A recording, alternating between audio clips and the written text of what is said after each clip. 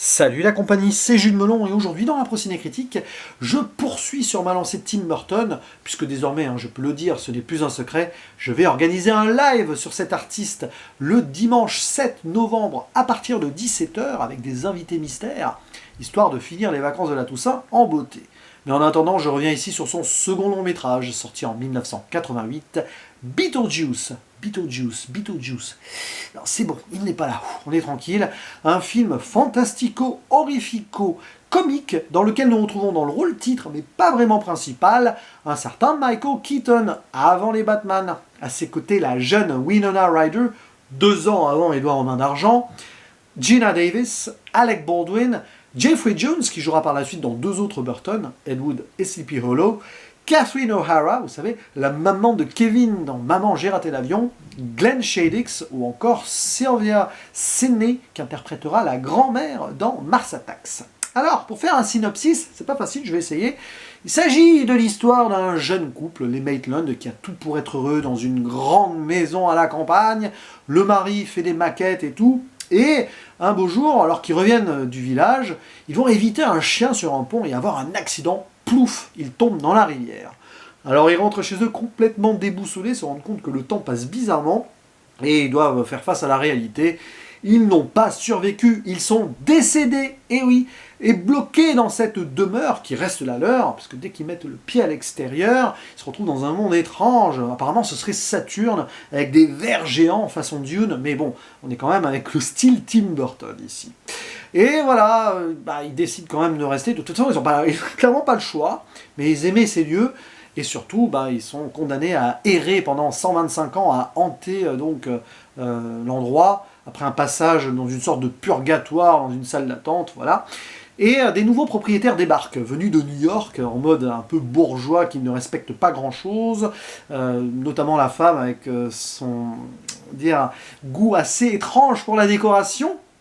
Et ce couple-là a une jeune fille, une adolescente, qui s'avère être complètement à côté des préoccupations de ses parents, en décalage complet. C'est une sorte de Tim Burton, évidemment, encore un personnage alter ego, gothique et tout. Et ça va être elle, la seule qui va pouvoir les voir, ces 2 fantômes, donc notre jeune couple, et un lien va se tisser entre eux. Et du coup, ils vont essayer de faire peur à ses parents, pour les faire déguerpir. Mais ça va pas vraiment se passer comme ça. Ils sont pas très bons. Ils vont quand même demander conseil indirectement à un bio-exorciste qui est apparu sur un spot télé, qui a laissé un prospectus, un certain Beetlejuice, donc, qui s'avère être totalement détestable, obscène, narcissique, démoniaque, et qui va pas forcément les aider plus que cela quand même, quand on y pense. Et c'est tellement le bazar, ce film, oh là là. Alors, il faut savoir que, ça va être la 5e fois que je le vois, je l'ai essayé à peu près à tous les âges, et ça m'a toujours résisté comme œuvre. Ici, en le revoyant, je le vois un peu à la hausse, mais je vous le dis clairement, ce n'est pas pour moi l'un des meilleurs Tim Burton. Enfin, c'est pas un de mes préférés. Alors, je sais que ça va ouvrir un débat dans les commentaires, parce que je suis persuadé que certains d'entre vous adorent ce métrage. Je dois quand même lui reconnaître quelque chose, notamment avec le recul et tout, c'est que c'est une œuvre totalement singulière et unique, et ça, je le respecte. Il n'y en a pas 2 des films comme ça, et c'est ça aussi la patte Tim Burton, de nous proposer des trucs comme ça dès le début de sa carrière, complètement fou. Quelque part, ayant entre-temps découvert son premier long métrage, Pee-wee's Big Adventure, je me dis que c'est une suite logique, beaucoup plus maîtrisée quand même. Donc voilà, le côté complètement fou, etc. Ici, oui, mais il est plus assumé vers un côté plus horrifique, fantastique, même si ça reste gentillet. C'est un petit peu ce que je reproche à ce film, qui aurait dû être plus, on va dire, cru, plus adulte, et qui reste très enfantin. Et on a du mal à voir où il veut nous mener. Voilà. Parfois le scénario du coup se simplifie, il y a des petites incohérences à droite à gauche, comme ça, notamment les convives, là, voilà. Il y a des gens qui, à un moment, vont subir une grosse hantise, la fameuse scène culte du repas, où ils chantent une chanson de Harry Belafonte, là, en dansant et tout, parce que les Maitland les manipulent comme ça, c'est génial, ça. Enfin, c'est génial, c'est complètement, what the fuck, voilà, je sors le mot, mais pourquoi pas. Et après, oui, ils ont peur, etc. Et puis non, ils n'ont pas peur, pas du tout. Ils veulent en faire un profit et gagner de l'argent. La critique de la société américaine, pourquoi pas. Puis après, il y a des gens qui reviennent et tout, qui ont la preuve et qui s'en vont en mode « Oh non, vous nous avez déçus » et tout. Il n'y a aucune logique là-dessus. Tu as l'impression qu'en fait, dans ce métrage, les mortels perçoivent les fantômes comme un jeu. C'est peut-être aussi la façon que Tim Burton a voulu d'appuyer le côté désabusé d'une société désincarnée, déshumanisée.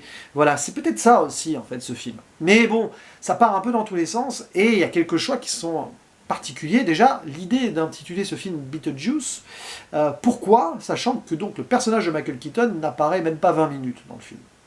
Alors certes, il est charismatique, il est marquant, Keaton se fait plaisir, très bon acteur, on le voit à côté de Batman, c'est très différent quand même. Mais un petit peu quand même dans les obscénités dans tous les sens. Il y a des moments où tu te dis, mais le film, on sent qu'il va être enfantin, mais d'un seul coup, il a une grosse visée adulte quand même.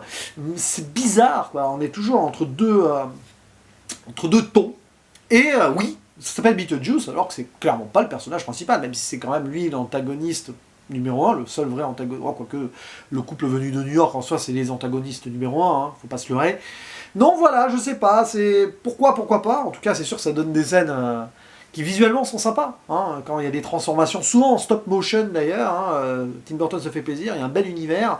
Évidemment, les influences néo-expressionnisme allemand de l'époque sont là, avec les structures complètement en biais, etc., qu'on voit déjà dans Pee-wee's Big Adventure un petit peu, qu'on verra encore plus par la suite. C'est une des obsessions visuelles de Monsieur Burton. Donc sa patte est là. Le côté freaks, évidemment, à travers le personnage de Lydia, donc la fille adolescente qui est à part, marginale plutôt que freaks, et donc tous ces gens morts dans la salle d'attente, dans le purgatoire, là, il y a des moments assez forts que j'aurais aimé voir beaucoup plus d'ailleurs développés, et peut-être de façon plus sérieuse aussi.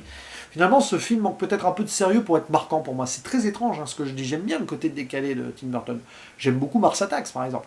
Mais là, je sais pas. On est entre deux eaux, et là où Mars Attacks c'était une parodie directe, un vrai pastiche, ici, tu ne sais pas trop où aller. Mais voilà, donc pourquoi pas. C'est vrai que je saisis l'idée du film. Il y a de très belles choses, notamment sur les compositions de Danny Elfman. Voilà, les morceaux de Harry Belafonte qui sont là, bon, c'est complètement fou d'imaginer de tels morceaux dans ce contexte-là, mais ça fonctionne, c'est quand même bien drôle, et puis les morceaux sont bien en soi d'ailleurs, mis à part.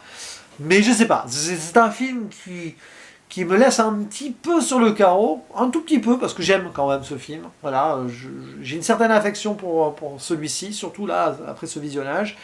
Et je vois qu'il s'inscrit parfaitement quand même dans l'univers Burton, hein. Il n'y a aucun problème là-dessus. Critique de la société américaine aussi, à travers donc, ces gars de New York, là, enfin cette famille de New York, parc d'attractions avec des fantômes, à un moment ils ont cette idée. Ça colle pas dans l'idée, c'est complètement absurde. Mais on voit ici à quel point donc, le monde est corrompu, y compris même le macabre, etc., n'arrive pas à vraiment faire peur et à avoir sa place. C'est peut-être ça. C'est peut-être un film un peu plus désabusé que l'on croit, ce Beetlejuice, d'une certaine manière. Peut-être. Après tout, Tim Burton était encore jeune, donc pas loin de son enfance et son adolescence, même s'il la quittera jamais vraiment, et voilà. Mais en tout cas, voilà, c'est plus ou moins tout ce que j'avais à dire sur ce film, hein, clairement, mais il y aurait tellement de choses à évoquer. Peut-être que du coup, au prochain live, là, à venir, le 7 novembre, ce film sera décortiqué, alors selon des thématiques, hein, je vous en dis pas plus sur ce live, mais ce sera pas film par film, ce sera selon des thématiques, et oui, pour changer un petit peu. Sinon, on ferait un live de 15 heures et c'est pas l'idée. Voilà, bref, c'est tout ce que j'avais à dire vraiment sur ce Beetlejuice. Et je vous laisse l'espace commentaire pour réagir, rajouter des éléments qui vous ont marqué, parce qu'il y en a plein, clairement. Et puis on débattra ensemble sur des avis peut-être différents. Ce sera ça aussi le plaisir que j'aurai à vous lire, voilà, et à vous répondre. Je vous dis à la prochaine. Ciao.